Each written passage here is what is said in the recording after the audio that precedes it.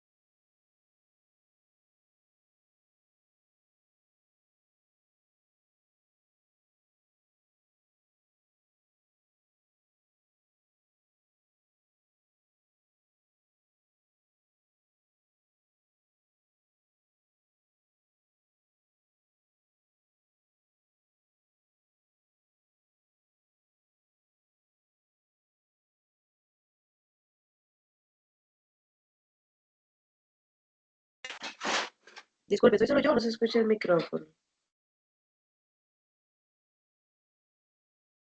Estamos en receso. Ah, disculpe, gracias, muy amable.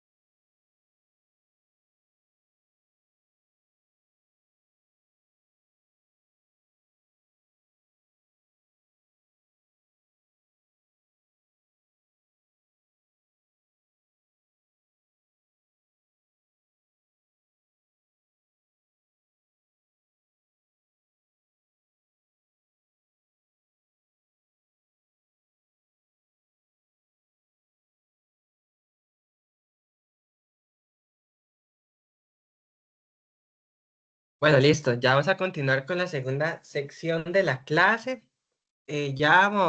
Otra vez le reitero el agradecimiento a don Carlos por su participación.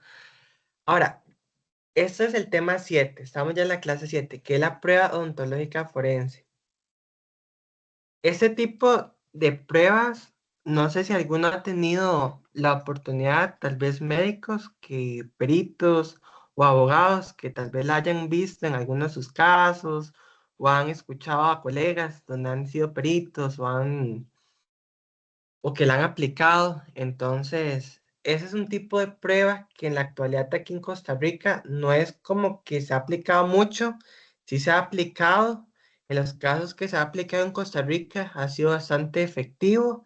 Entonces, no podemos hablar que ese tipo de prueba ontológica forense no es tanto en el fondo un tema de mala praxis médica, nos puede llegar a ayudar, obviamente, a identificar si estamos ante un caso de mala praxis médica o no, pero en el fondo no. Ese tipo de prueba odontológica forense nos sirve para identificar por temas de mordiscos, por temas de mordeduras, quién fue el autor responsable de X o Y delito. Entonces, espero que les guste bastante esta exposición. Ahora, ¿qué es la prueba odontológica forense? Bueno, la prueba odontológica forense, lo primero que hay que entender es que es aquella prueba que nace en Cuba. Esta prueba nació en Cuba en 1863.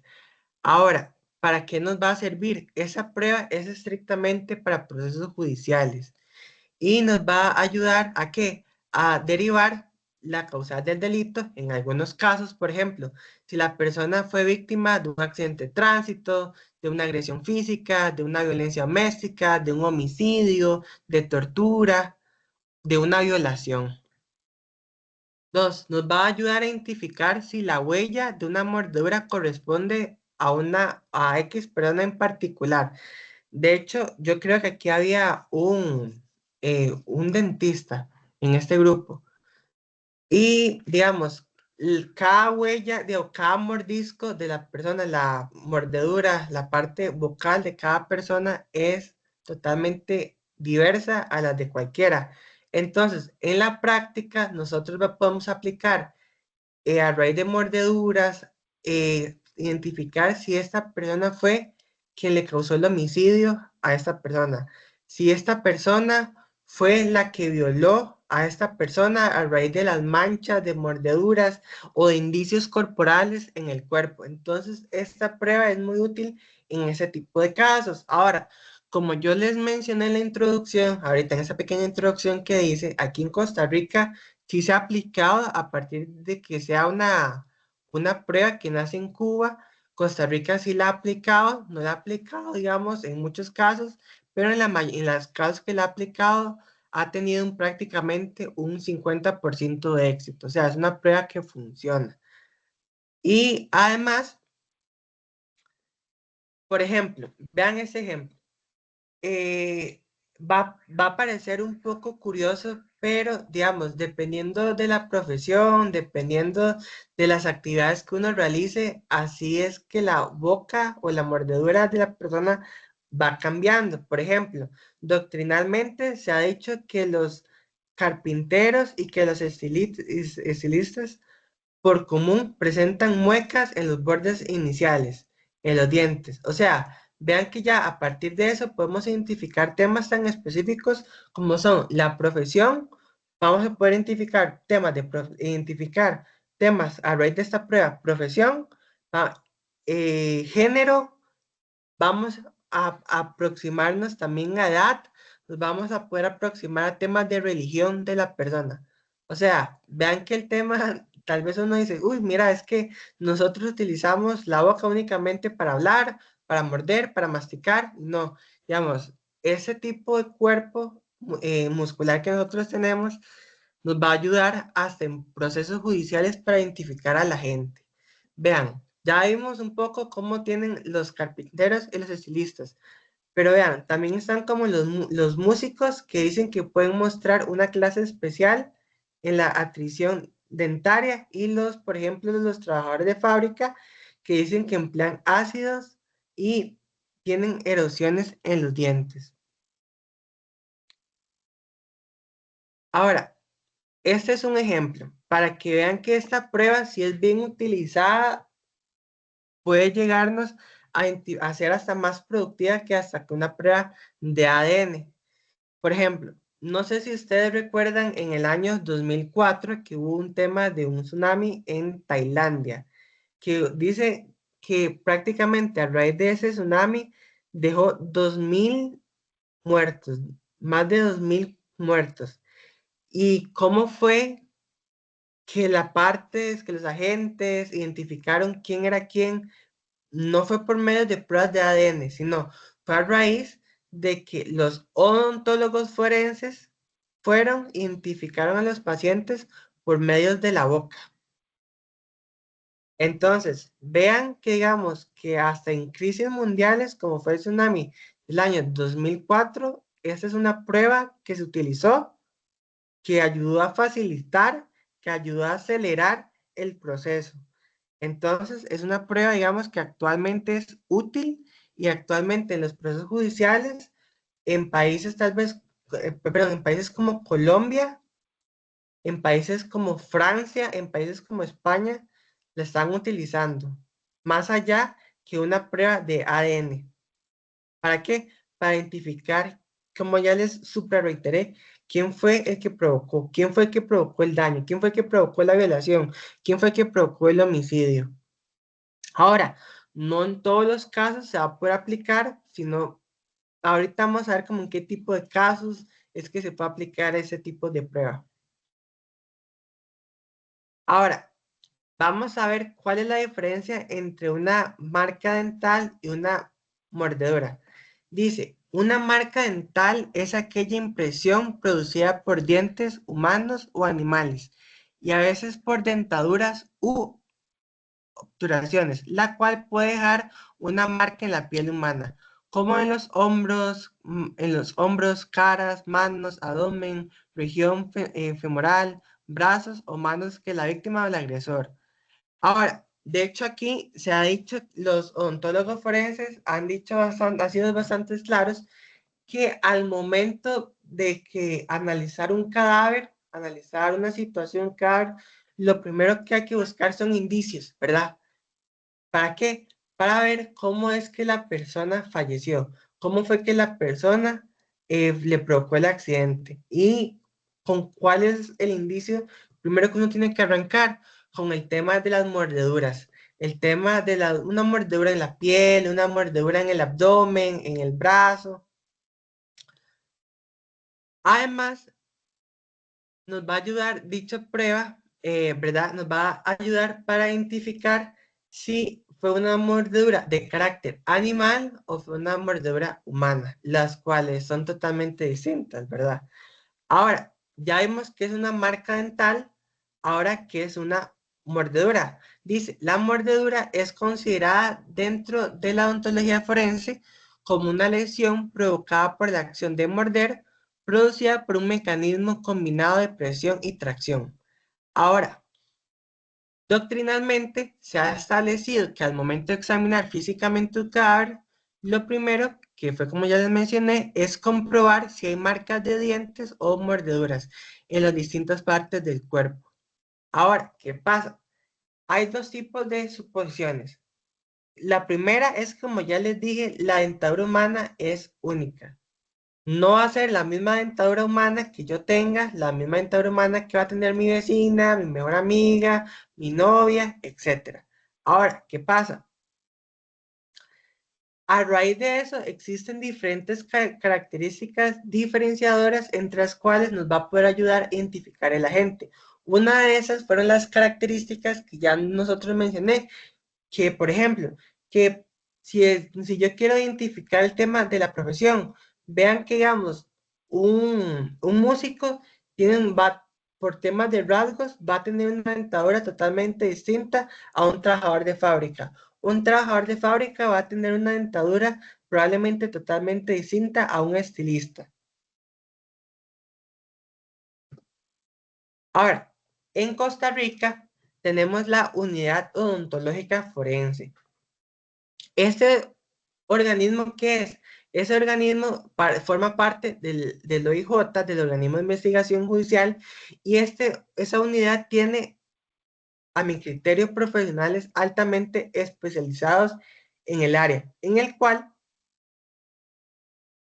en el caso de que ustedes tengan un caso, ustedes, uy, mira, considero que es pertinente que el OIJ, que el organismo, pero que la unidad odontológica forense analice esto, para el caso en concreto, para analizar quién fue la gente, quién fue el que provocó el daño.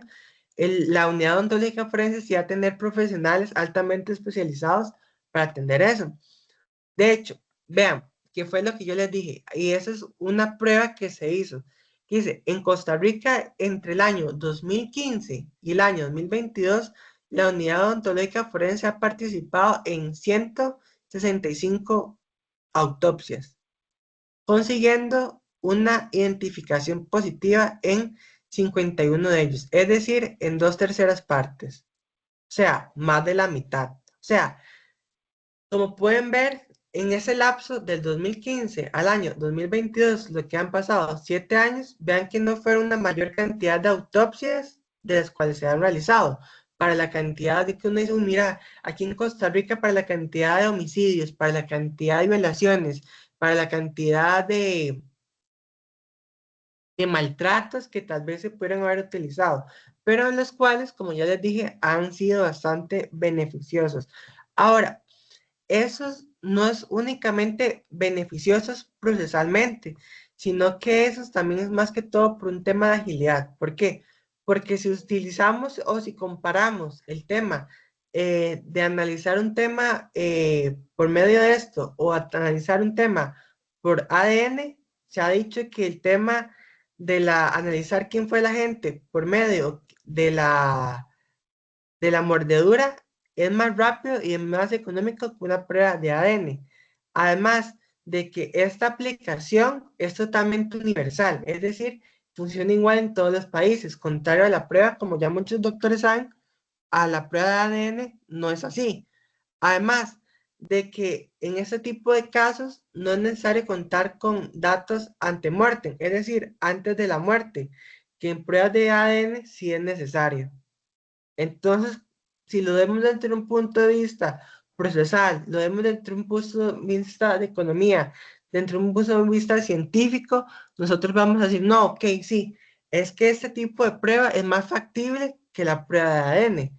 Entonces es algo como que ahí se los dejo picando. Ahora, ese tipo de pruebas, generalmente al momento de analizar que un odontólogo, si alguien tiene dudas, me las puede ir evacuando, para eso estamos. Únicamente me levanta la mano. Ahora, para este tipo de pruebas, ¿qué es lo que se va a utilizar? Generalmente los odontólogos forenses van a utilizar un método criminalista.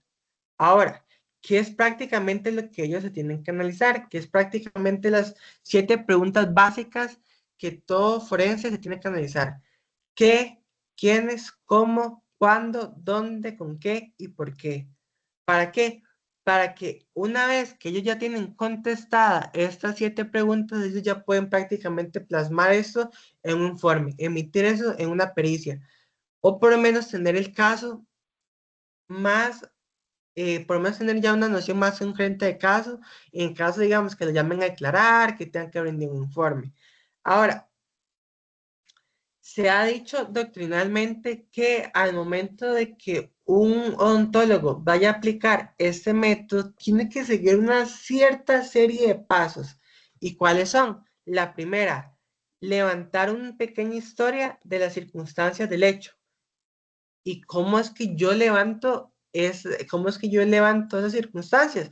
Bueno, respondiendo esas preguntas que yo ya les dije, qué, quién, cómo, cuándo, dónde, con qué y por qué. Dos, tiene que confeccionar una historia clínica del examen físico de la víctima. Es decir, si la víctima venía con golpes, si la víctima venía con mordeduras, que si venían de mordeduras se podrían aplicar ese tipo de pruebas. ¿Para qué? Para facilitar. Eh, es decir, cómo venía la víctima físicamente. Un examen de cavidad bucal de la víctima con detalle de los hallazgos tomar fotografías y una impresión de la cavidad oral de la víctima y radiografías del área lesionada. Y efectivamente podríamos tomar las fotografías de la zona. Es decir, ¿cómo fue que el médico odontólogo forense llegó? ¿Cómo es que estaba la víctima? El área, la zona, cuando él llegó, la llegó a inspeccionar. Y muy importante, el padre del método criminalista ha sido Hans Gross, que es prácticamente la teoría que ya brevemente les expliqué. Ahora, ¿qué es lo que tiene que contener o cuáles son los requisitos que tiene que tener ese examen pericial? Nosotros ya vimos que en la filmina anterior nos hablan, como en ciertos pasos, ¿verdad? Que tiene que seguir el odontólogo forense al momento de analizar esto. Y ahora, una vez que ya nosotros comprendimos esto, nos vamos a ver confrontados a cuáles son los requisitos que tiene que tener ese dictamen pericial.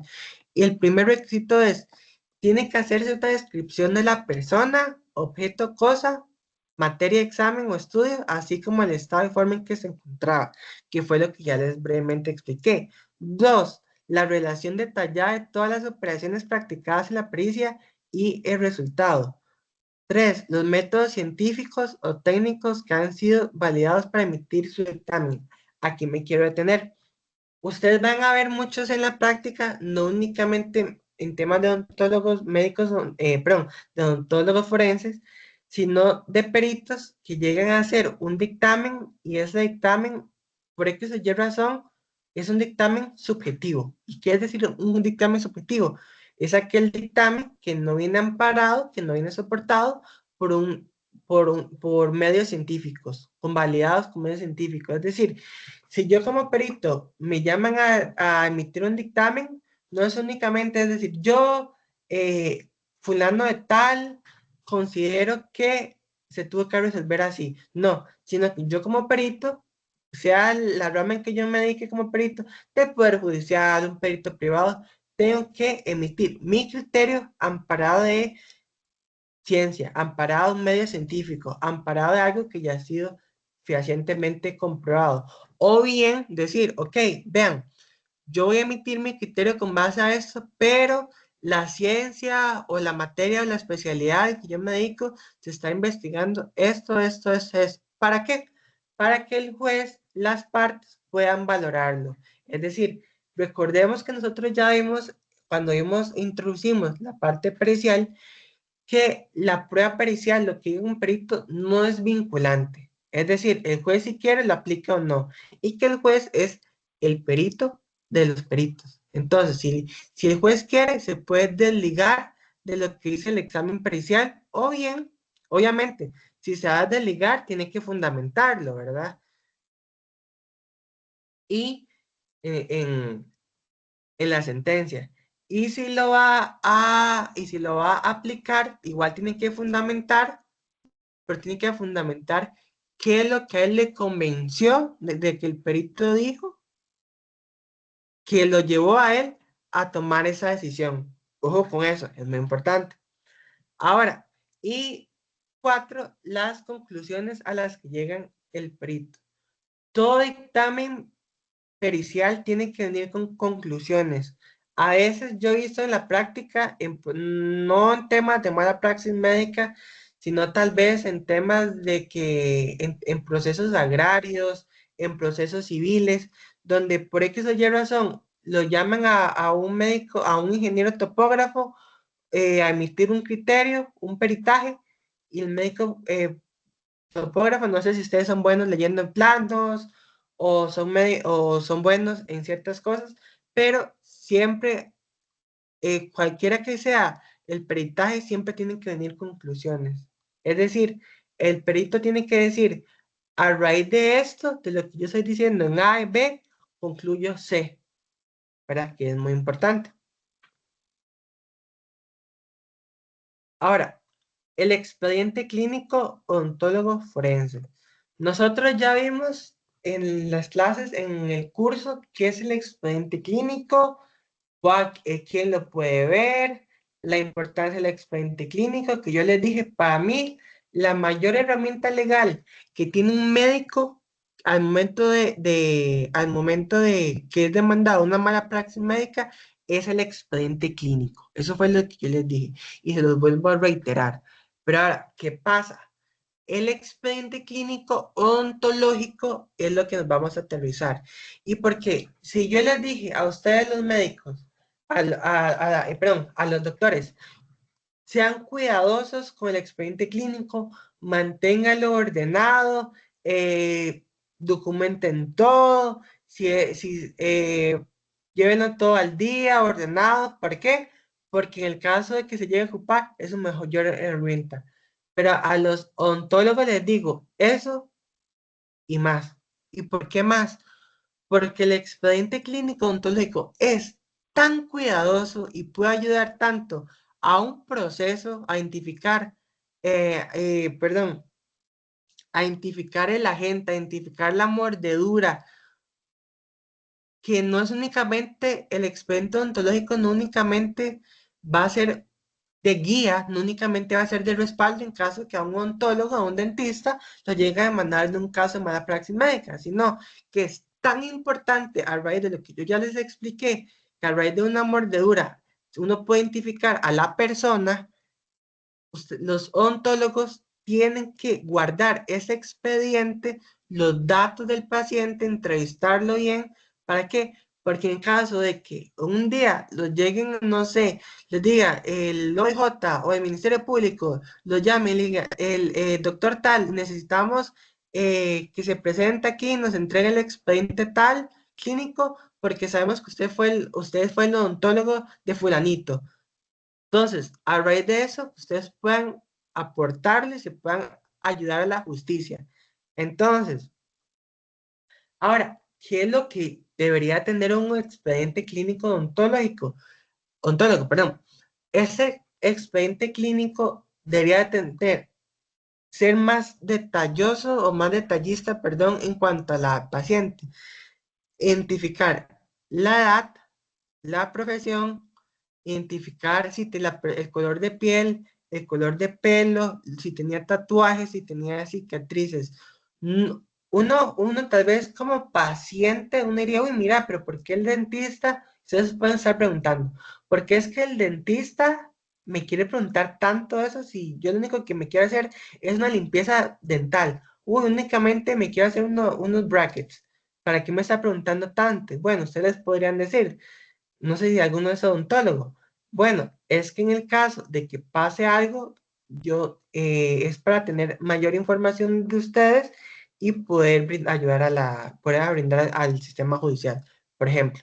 Entonces, además de tener esto, también es bueno tener imágenes radiológicas, fotografías, ontogramas y entre otras cosas. A ver, también se ha dicho que en este tipo de expedientes clínicos, a raíz de que, como ya saben, se pueden llegar a utilizar no únicamente para una denuncia de mala praxis médica, sino también para identificar a personas en caso que, no sé, que el Poder Judicial, la Fiscalía, el Ministerio Público, quien sea, para identificar a la persona, lo ideal es que sea escrito en manera, un vocabulario sencillo.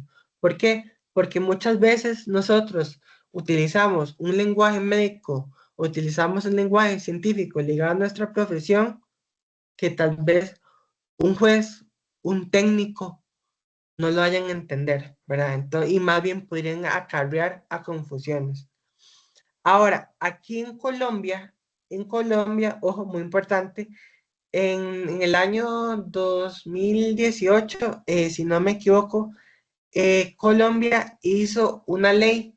¿Qué es esa ley? Colombia les dijo a todos los médicos odontólogos que tenían que hacer un expediente clínico del paciente así, así, así, así, así. ¿Para qué? Por las razones que yo ya les dije. ¿Para qué? Porque en caso de que el sistema judicial colombiano lo llegase a ocupar por X o Y razón, lo pudiesen utilizar. ¿Por qué? Porque muchas veces, como yo ya les expliqué, ese tipo de pruebas, ese tipo de medios es más barato que utilizar una prueba de ADN y es más célere. De hecho, aquí Costa Rica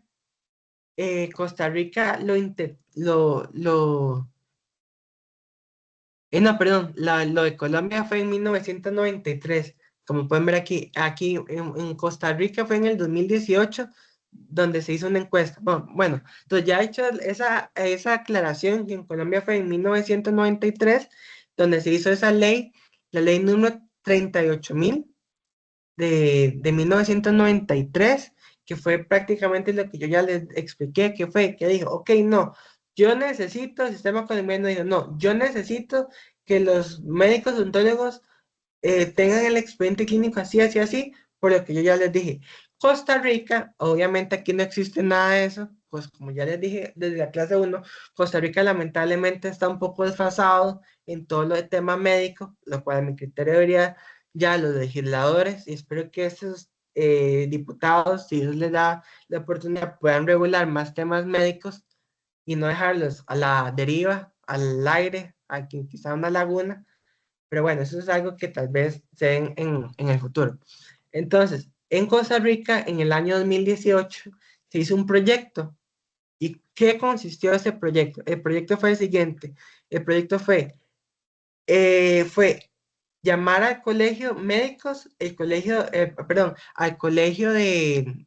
odontólogos, de médicos odontólogos, y les dijo, vean, yo necesito que usted me ayude. Yo necesito que usted le mande un tipo de entrevista, un tipo de formulario de los odontólogos. ¿Para qué? Para ver cómo es que los odontólogos aquí en Costa Rica están trabajando con los expedientes clínicos, cómo es que los odontólogos están laborando. Entonces, el colegio de odontólogos, ustedes saben que cuando uno está adscrito a un colegio profesional, uno tiene que registrar al momento de inscribirse un correo electrónico o un número telefónico. Entonces, el colegio, ¿qué fue lo que hizo? Hizo una encuesta, no, fue una encuesta que ya les habían brindado, hizo una encuesta y se los mandó a todos los odontólogos. Les digo, por favor, ayúdenme a completar esta encuesta. Y de los 6.000 odontólogos que habían para ese momento en el país, se los llenó 500 y algo, es decir, 500.000, perdón, es decir, aproximadamente un 10%. Y ahora, ese 10%, ¿qué ayudó? A ver, digamos, qué importancia los odontólogos le dan al expediente clínico. Y de hecho, ahorita nos vamos a dar cuenta de ciertas cosas que uno dice, mira, mira, a partir de lo que hemos visto en ese curso, considero que podrían mejorar. Mira, qué torta que no lo estén trabajando así. Entonces, y al final de cuentas, los resultados, ¿dónde los publicaron? En Facebook había un grupo de odontólogos en Costa Rica. Entonces ahí fue donde se publicaron los, eh, los resultados. Obviamente, los resultados, no, ninguno le era como ninguna sanción ni nada, únicamente eran más cuestiones meramente informativas, por así decirlo. Entonces, ¿cuántos de esos 500.000, perdón, de esos 500 odontólogos que participaron, en esos 500 odontólogos que participaron, ahí están las respuestas. En cuanto a la realización del expediente, dijo que un 90.2 de los odontólogos realizan el expediente clínico a sus pacientes. Un 8.4 a veces lo hace y un 1.4 nunca lo hacen. Ahora, con base a lo que ustedes hemos visto en el curso, ¿ustedes consideran qué opinan de eso? Vean que hay un rango muy alto de esos 500 odontólogos, 500 y algo odontólogos que participaron. Hay un rango más de casi prácticamente un 90 un 100%, vean, que sí realizan expedientes clínicos.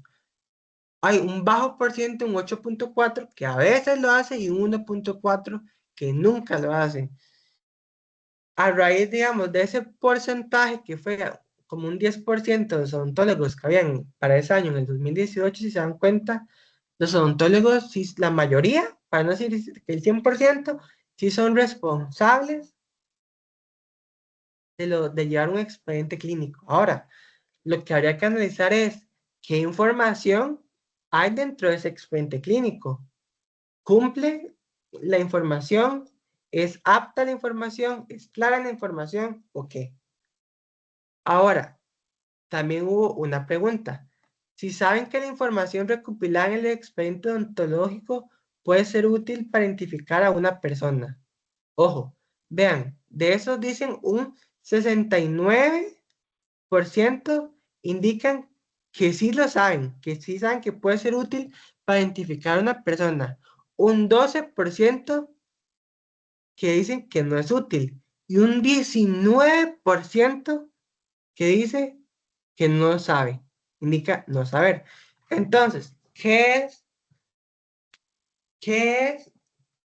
una encuesta o qué es lo que uno se podría derivar de eso? Ahorita vamos a ver más cosas. Que buena parte o un terciado parte de los odontólogos llenan un expediente clínico, pero llenan un expediente clínico sin saber las finalidades para las cuales existe ese expediente clínico. Un 30% de los odontólogos, un tercio de los odontólogos llegan a un expediente sin saber la finalidad y sin saber los alcances que los mismos pueden tener, ¿verdad? Porque si se dan cuenta, solo un 69% indican que sí saben que es útil, pero hay un 90,2 que dicen que sí lo llenan. Entonces, hay un 30% que me dicen, ok, lo lleno, pero no sé ni para qué. Lo lleno porque me lo enseñaron en la universidad. Lo lleno porque me lo enseñaron en la práctica. Lo lleno porque así lo hacía mi ex jefe. Entonces,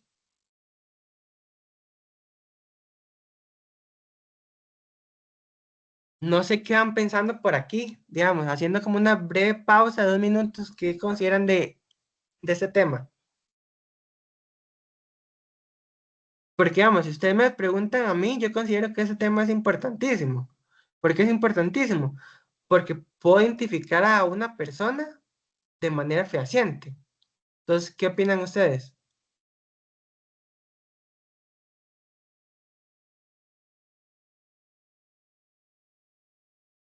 Nadie. Carlos. Profesor, es que como se ha dicho en todas las oportunidades, es una relación de confianza entre el médico y paciente, ¿verdad?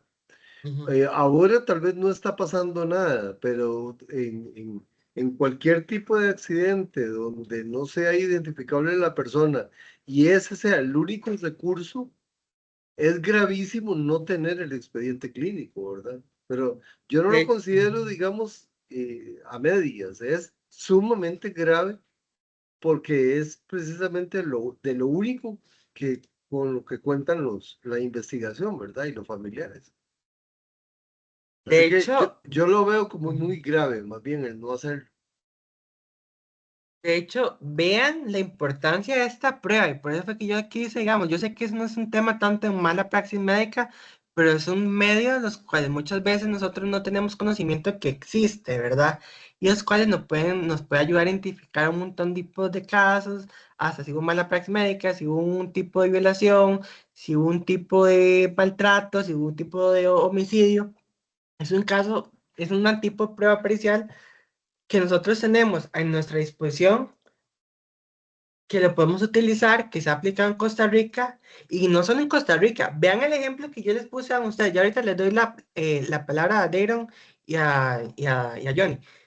Que vean la importancia que se tienen, que digamos, que en el año 2004, o sea, hace más de 22 años, fue lo que se utilizó en un ataque catastrófico mundial, como fue, que yo creo que todo el mundo sabe, como fue el tsunami en Tailandia. Y vean la velocidad, la celeridad y lo importante que ese tipo de pruebas, que vean, imagínense, con la tecnología del año 2004 en un tsunami, pudieron, donde imagínense que no únicamente había personas nacionales, habían extranjeros, lograron identificar más de un 50% utilizando esto. Imagínense, eso fue en el 2004, imagínense en el año 2026. O sea, imagínense lo importante que es esta prueba. Johnny. Sí, profesor. Bueno, yo no tengo ninguna duda con respecto a la importancia que tiene esta prueba. Inclusive, yo que veo, obviamente, pilotos civiles y bueno, en algunas ocasiones, obviamente no aquí, pilotos de combate, pues obviamente es de vital importancia tener un expediente odontológico. En alguna oportunidad, pues yo lo hago, pues no tengo el expertise porque no soy odontólogo, soy médico, pero de marcar ciertas anormalidades, pero no es con la misma propiedad que un odontólogo lo haría, ¿verdad?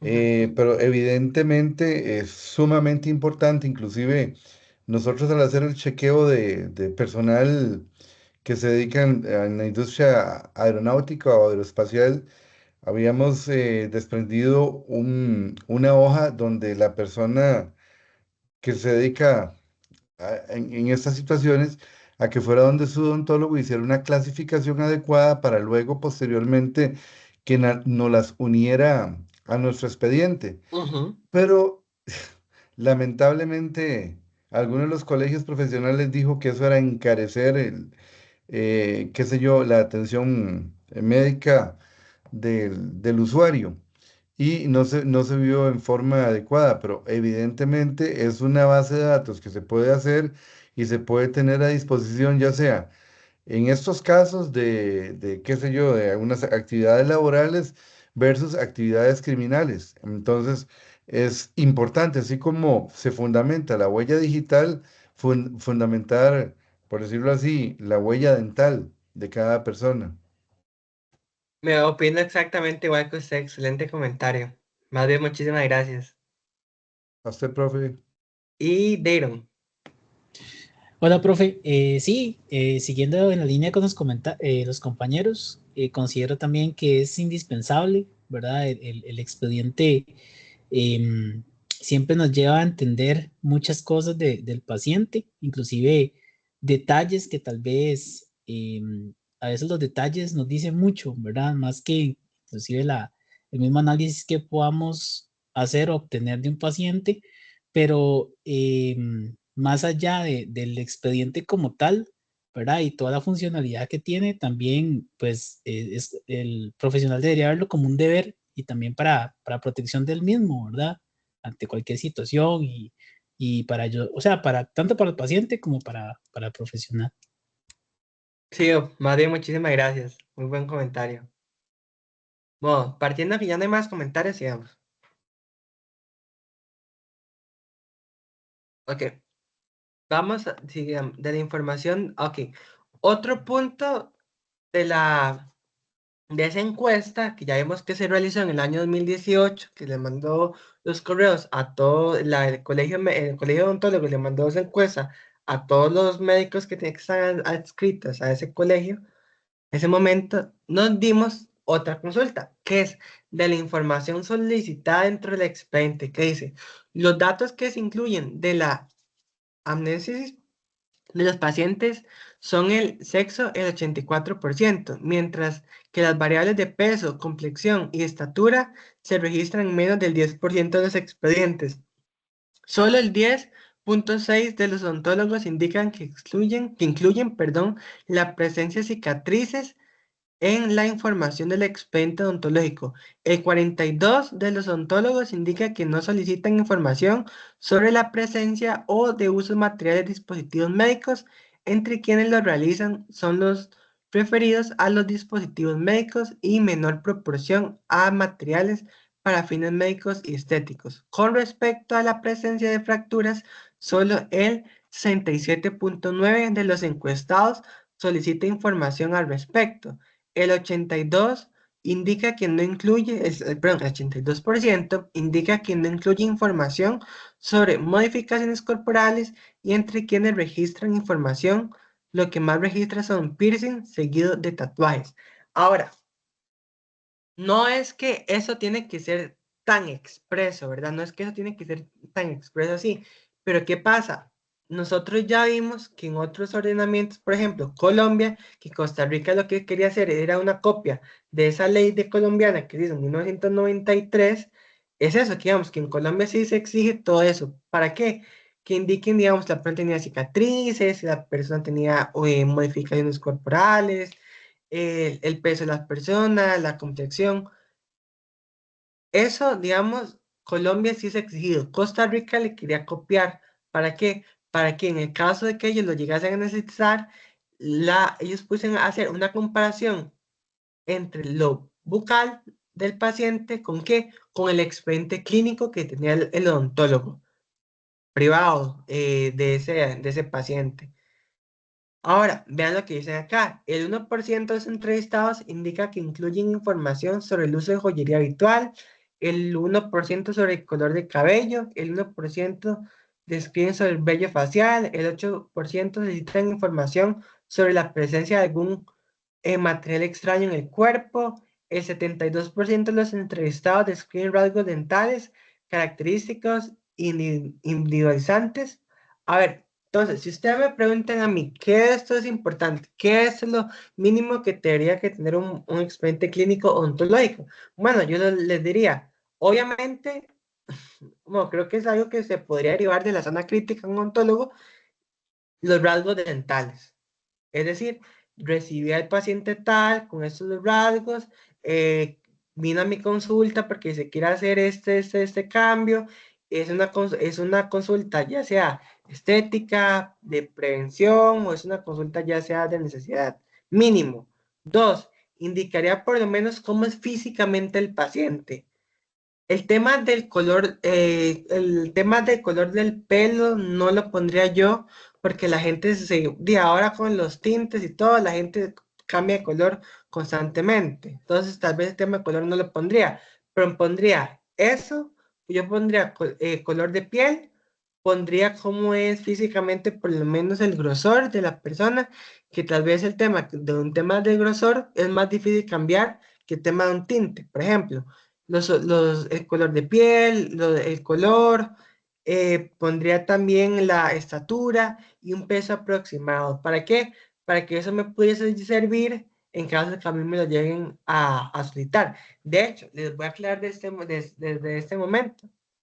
El colegio de odontólogos, médicos odontólogos, ellos sí están poniendo una sanción, aunque sea leve, para los médicos, no que no tengan un expediente clínico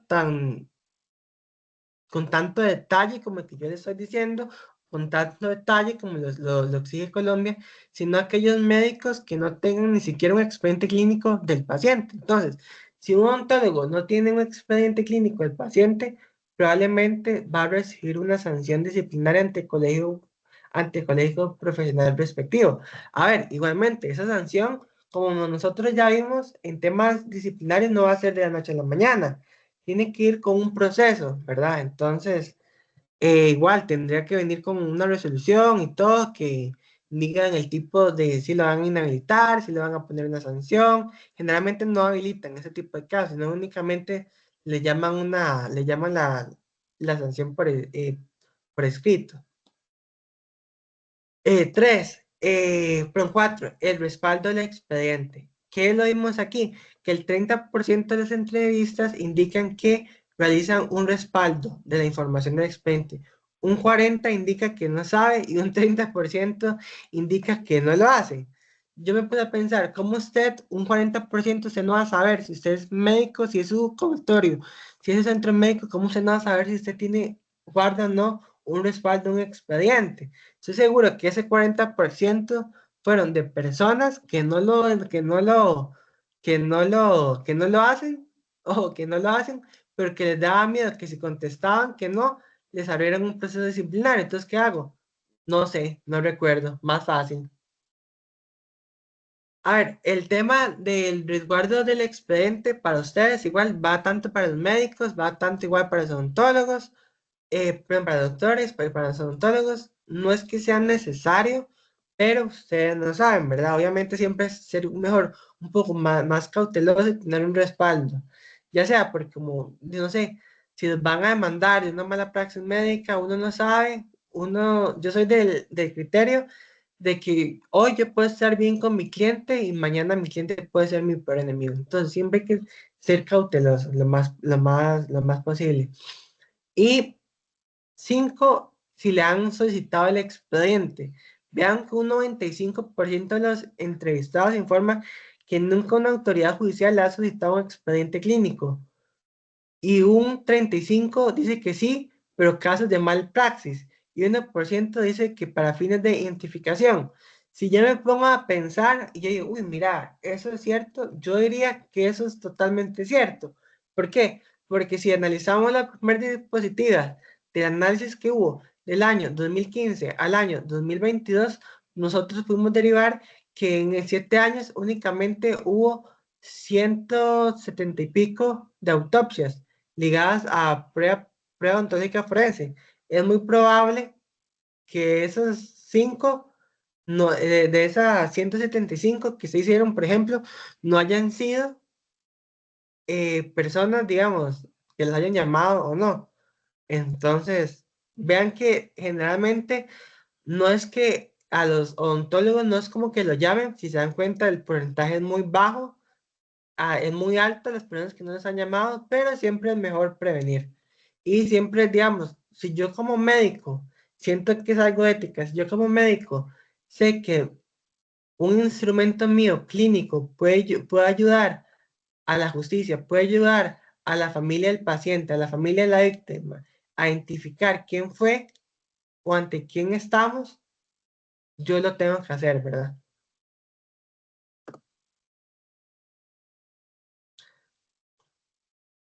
Y 6, el tipo de nomenclatura utilizada.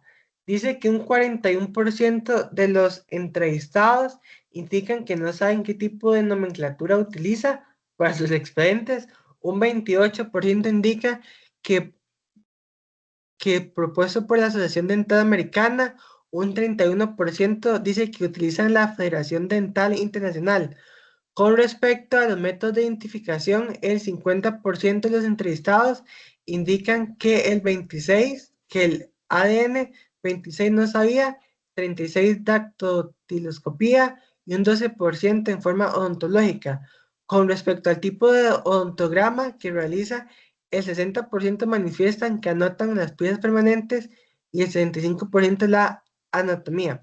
A ver, aquí podemos ver que el tipo, digamos, del sistema de nomenclatura puede variar. Pueden utilizar tanto el de la Asociación Dental y también el de la Federación Dental, perdón, pueden utilizar el de la Asociación Dental Americana como el de la Federación Dental Internacional. No importa, pueden utilizar cualquiera. Pero ¿qué pasa? Tiene que haber un tipo de nomenclatura fijo, ¿verdad? Y esas son prácticamente las conclusiones. ¿Y qué conclusiones podríamos llegar nosotros a esto? Muy fácil. Podríamos decir que aquí en Costa Rica esta prueba es fundamental, prácticamente. Costa Rica lamentablemente no está totalmente, siento que si Costa Rica quisiese ya utilizar más ese tipo de pruebas, las cuales reitero, si la está utilizando, pero la quiere utilizar o quiere alcanzar mejores resultados, tiene que empezar con qué?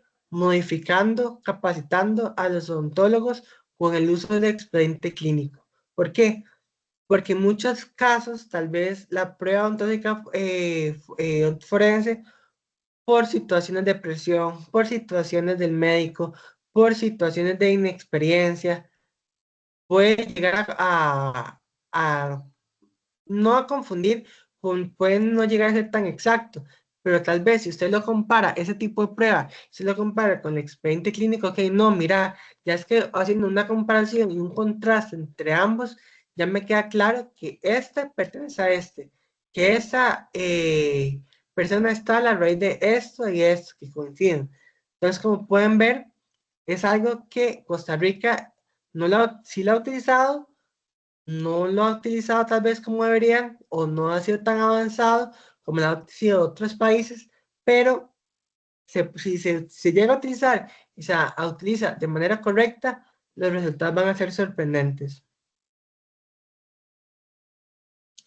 Ahora, ¿cuáles son los errores más comunes? Los errores más comunes son la presión, ya sea por el cuerpo policial, presión por la prensa, 2, puede ser inexperiencia de los profesionales ontológicos. ¿De qué? De cómo es que se aplica, cómo es que nos aplica, el tema de ocultamiento, lamentablemente tema de fraude y contar con tiempos inapropiados. El contar con tiempos inapropiados es que muchas veces, lamentablemente, al médico ontólogo o igual al cuerpo forense no se les da el tiempo necesario para que acuden, el tiempo necesario para qué, para que realicen esta prueba con el tiempo necesario. ¿Por qué? Por temas de presión, porque las partes ocupan ya el resultado, existe los jueces que están solicitando ya la prueba, que quieren saber el resultado, entonces es un tema más que todo también pragmático, ¿verdad? Procesal. Ahora, ¿cuáles son las reglas de la prueba ontológica forense? Primeramente, creo que eso ya lo sabemos, que es la legalidad de la prueba. La prueba tiene que ser lícita, ¿verdad? Una prueba no puede ser obtenida por medios ilícitos. De hecho, la jurisprudencia, que es el tema de toda la custodia de la prueba, ¿verdad? La tercera siempre ha dicho que la prueba tiene que ser obtenida por temas lícitos, pero hay 4 excepciones que puede ser que la prueba sea útil, pero haya sido obtenida a través de un medio ilícito. Ahorita no me recuerdo precisamente cuáles eran esas 4 excepciones, pero yo tengo una jurisprudencia, porque eso yo lo vi en la maestría, que se las puedo remitir, que es muy interesante, que ahí se las voy a remitir de fijo. 2, la libertad probatoria. Siempre la prueba tiene que ser lícita, es para acreditarse a partir de que de un hecho tasado. Es decir, las partes pueden probar cualquier cosa por cualquier medio que sea lícito. Es decir, las partes no pueden probar, salvo las excepciones que ahora yo se las voy a mandar, que son muy interesantes, algo que por una prueba que no sea lícita. ¿Por qué? Porque podríamos caer al árbol de fruto envenenado. 3, admisibilidad. La prueba deberá referirse al objeto del proceso y ser útil para la investigación de los hechos. Muchas veces la prueba suele ser abundante. Entonces, ¿qué pasa? Si la prueba es muy abundante y, por ejemplo, si ya un hecho ya se confirmó con la prueba 1, no debe ocupar a mi criterio la prueba 2. Entonces todo eso también va entrando en temas de la admisibilidad de la prueba. No sé si ustedes han visto a veces que han ido a un juicio. Por ejemplo, si son varios testigos, generalmente a un juicio, a ustedes les admiten 2 a 3 testigos. Hay abogados que ponen 6 testigos, 7 testigos para comprobar lo mismo. Entonces dice el juez, por ejemplo, el tema de prueba testimonial, si yo llego y me pongo a evacuar el tema de los testigos, mientras la parte le hace las preguntas, la otra parte le hace el contrainterrogatorio, y tal vez el juez que quiera hacer preguntas, nos va a llegar 2 días, nos va a dar esta Navidad, entonces únicamente admito 2 o 3 testigos, los más importantes. Ahí la parte me dice a mí quiénes son los más importantes. 2, 4, la valoración con las reglas de la sana crítica. ¿Qué son las reglas de la sana crítica? La psicología, la lógica, el tema de la experiencia que tiene el juzgador. ¿A qué? Al momento de valorar una prueba. 5, el tema de la inmediación. Las pruebas, ¿verdad? Muy importante. Cuando uno analiza una prueba, uno no la puede analizar la prueba de manera individual. Los jueces, y es como se tiene que manejar, los jueces tienen que, al momento de valorar una prueba, valorar la prueba de manera conjunta. ¿Por qué? Porque si yo me pongo a valorar prueba por prueba y no valoro la prueba de manera conjunta, puede ser acarreante de error. Entonces, los jueces tienen, al momento de dictar una sentencia, tienen que analizar las pruebas de manera conjunta. ¿Para qué? Para que ellos tengan todo el panorama completo, todo el panorama de la situación, si hubo prueba testimonial, declaración de partes, si hubo prueba pericial como la que estamos viendo acá, si hubo reconocimiento de documentos, por ejemplo, tienen que analizar toda la prueba de manera conjunta. Y finalmente el tema de la sana crítica. ¿Qué es el tema de la sana crítica? Esto es prácticamente de que la prueba tiene que analizarse analizando que todo lo que nosotros ya vimos, la legalidad, la libertad, la admisibilidad, la valoración y la inmediación.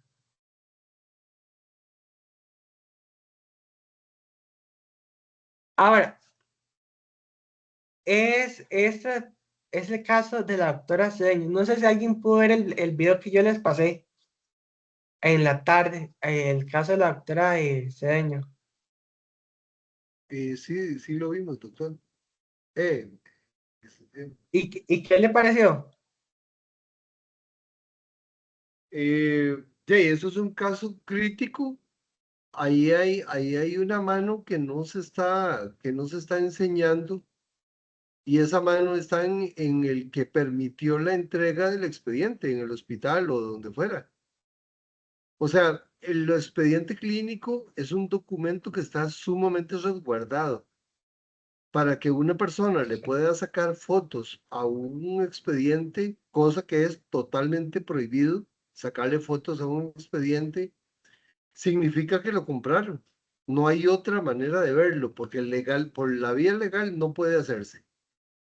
Ese expediente cayó en manos, a mi criterio, en manos de una persona inescrupulosa que dejó que sacaran fotos. Ahora, hay códigos que son los tags de auditoría que Ujú, señalan quién abrió el expediente.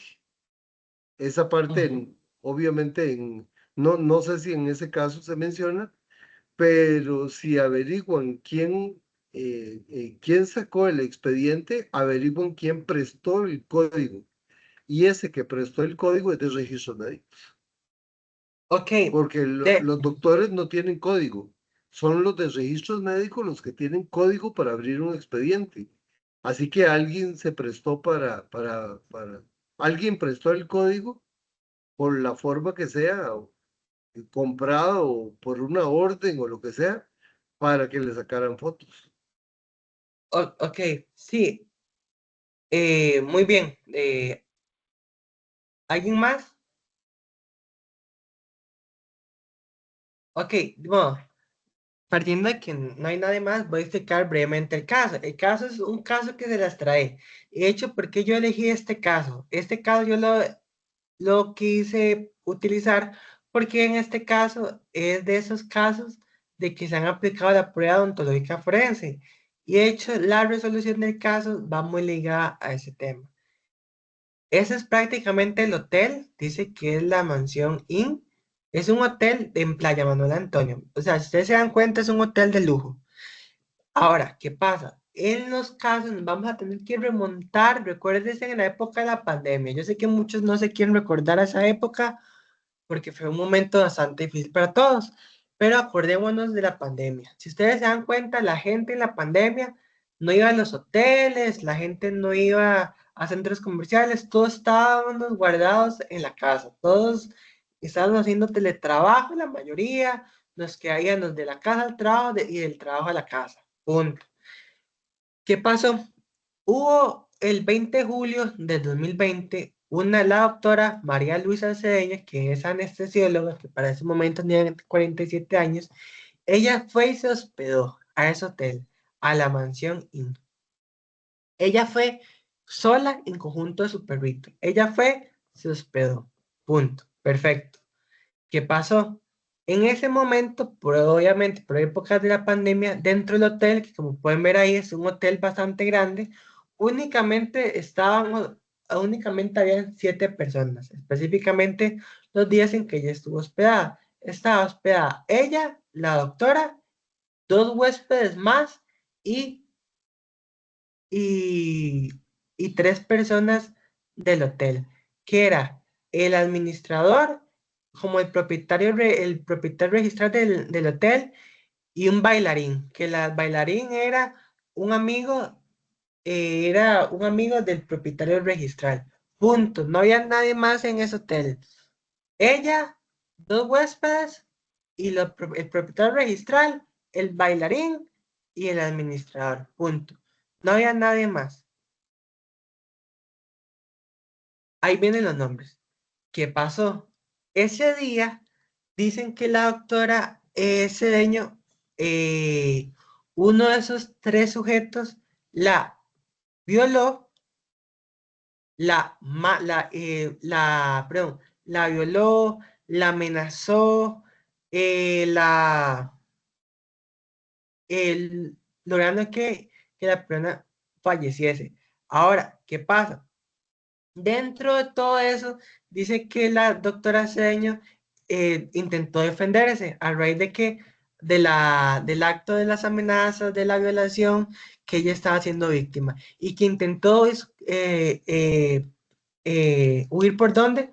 Por la puerta trasera. Eso es lo que se dice. Prácticamente ese es el caso. ¿Y cómo es que ellos logran identificar? Por pruebas de sangre que había rodeado de sangre todo el piso. Habían rasguños del violador en la espalda, en los brazos, habían reseñas de las personas en las uñas, habían mordiscos, o sea, fue una violación total.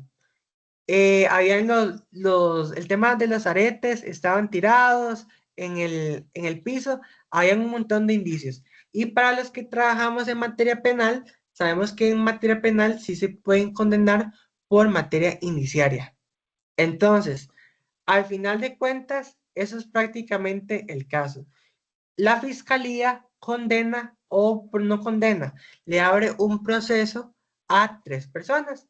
Le va a abrir un proceso al bailarín, que se llama Teodoro Herrera, al señor Harry Bodán, que era el propietario que era el administrador, y don Carlos Miranda, que era el propietario registral. Ellos eran prácticamente los 3 sospechosos del caso. Entonces, viene la fiscalía de Quepos y les abre que un proceso penal contra ellos 3. ¿Por qué? Y dice la fiscalía que el acto delictivo, por así decirlo, fue un acto tan complejo que únicamente no pudo haber sido realizado por uno de esos sujetos, sino que tuvo que haber sido de manera conjunta, diseñado. ¿Por qué? ¿Qué pasó?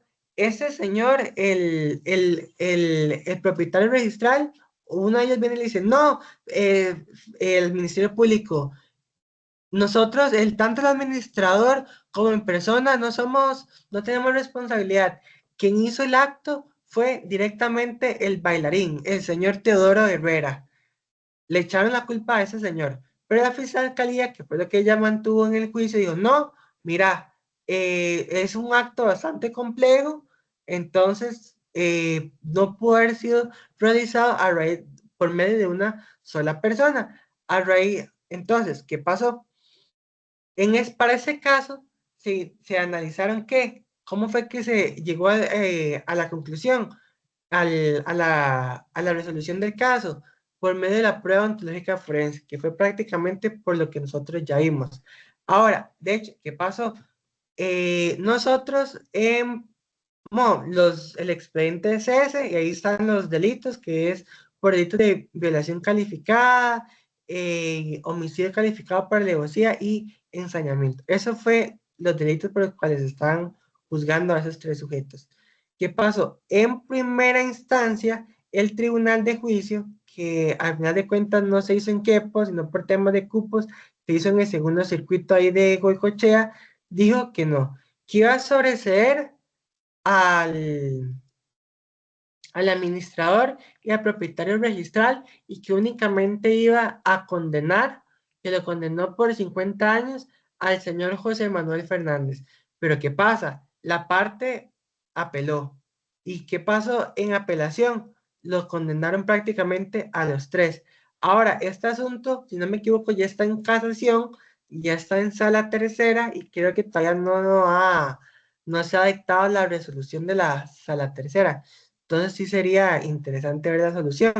Pero aquí, ¿qué es lo que me interesa? No me interesa prácticamente el tema del homicidio ni la violación. Lo único que me interesa es que vean que en la práctica temas como homicidios, temas como violaciones, temas como los temas que ya vimos se han venido aplicando en la prueba ontológica forense. ¿Para qué? Para identificar y individualizar al sujeto culpable, a individualizar también a la víctima. En ese caso, se utilizó todo ese tipo de prueba ontológica forense. ¿Para quién? Para saber quién fue el sujeto responsable, por medio de indicios, por medio de rastros corporales que se le hizo a la doctora, por medio de los cuerpos rastros corporales que venían de los computados. Entonces, ahí yo les puse brevemente el caso. Yo no soy el abogado de director ni nada.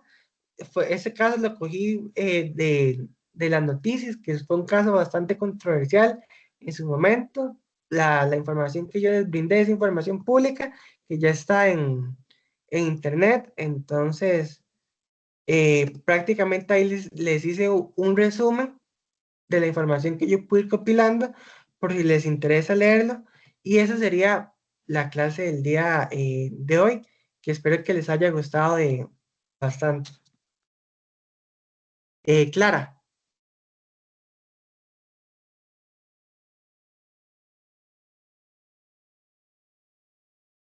Clara Buenas puede hablar. noches, profesor. No, fue accidentalmente que... Ah, eh, tranquila. Dayron. No, profe, fue que se me quedó la mano alzada Ok. también. ¿Alguno tiene alguna duda?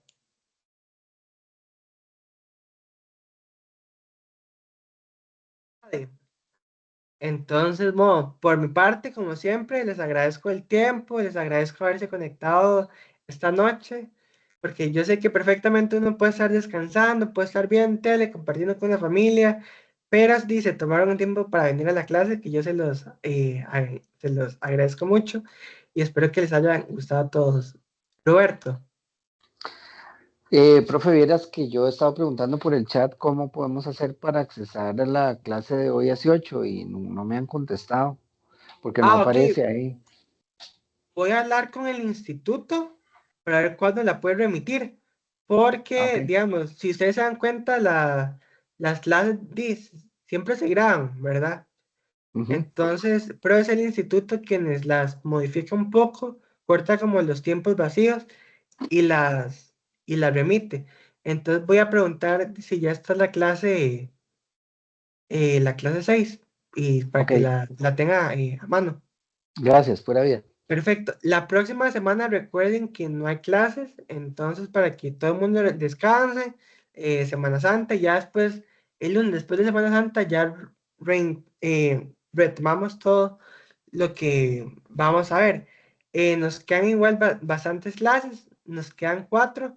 La clase después de Semana Santa, vamos a ver contratos, vamos a ver el tema de consentimiento informado. No vamos a ver qué es en sí, qué es el tema de consentimiento informado, porque ya todos lo sabemos qué es. Ya hemos visto casos, el compañero hoy Carlos, nos trajo un caso perfecto que hablaba también sobre consentimiento informado y todo, que de hecho la respuesta del caso iba ahí, pero como sé que hay bastantes médicos, sí considero que es importante que por lo menos vean ustedes cómo es que se tiene que redactar un consentimiento informado. Lo que yo les voy a hablar y lo que yo les voy a emitir es un borrador, ¿verdad? Que es generalmente que yo utilizo. Recuerden que no todos los casos es igual, ¿verdad? No todos los casos los consentimientos informados no pueden ser un borrador ni nada, puede ser un borrador pero para un tipo guía, pero hay que adaptarlos, como ya vimos, a las necesidades del paciente, al estado y todo. Entonces, para que sepan, para que no se pierdan la clase después de Semana Santa. Entonces, más bien, muchísimas gracias a todos y espero que tengan una muy bonita noche. Muchas gracias, Gracias. profesor. Buenas Gracias, profe. noches. Buenas noches. Gracias. Buenas noches, Buenas noches, gracias. muchas gracias. Gracias.